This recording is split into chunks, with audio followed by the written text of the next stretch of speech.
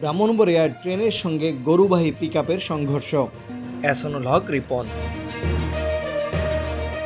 ব্রাহ্মণবাড়িয়ার বিজয়নগরে ঢাকা থেকে সিলেটগামী আন্তনগর জয়ন্তিকা এক্সপ্রেস ট্রেনের সঙ্গে গরুবাহী একটি পিকআপের সংঘর্ষের ঘটনা ঘটেছে। আজমপুর থেকে ট্রেনটা ছাড়ছে, তো ড্রাইভারটা আমরা কাশীনগর থেকে গরুটা নিয়ে ওই রেল গেটটা বাইরে তুলে আসলো। পিকআপটা উঠছে, ভাবছিল ট্রেনটা আসার আগেই পিকআপটা চলে যাবে। তখন রেলে ওঠার পরে পিকআপটা স্টার্টটা বন্ধ হয়ে গেছে।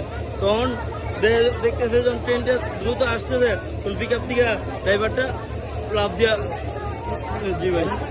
দিয়ে পড়ে গেছে। তখন ট্রেনটা ওখান থেকে ব্রেক করে মারতে মারতে এখানে একটা দাঁড়াইছে আমাদের কাশীনগর রেল স্টেশনে। যদি যেটা গুরু আহত হয়েছে আর গাড়িটা আহত হয়েছে। বৃহস্পতিবার বিকেল ৩টার দিকে উপজেলার মুকুন্দপুর রেলওয়ে স্টেশনের কাছে এ ঘটনা ঘটে। স্থানীয় সূত্র পুলিশ জানায়, গরুবাহী একটি পিকআপ লেভেল ক্রসিং পার হওয়ার সময় রেল লাইনের ওপর আটকে পড়ে। গাড়ি আসতে দেখে ড্রাইভার নেমে যায়। ঠিক সেই মুহূর্তে ঢাকা থেকে সিলেট অভিমুখী আন্তনগর জয়ন্তিকা এক্সপ্রেস ট্রেনটি সেখানে পৌঁছালে পিকআপটির সঙ্গে সংঘর্ষ হয়।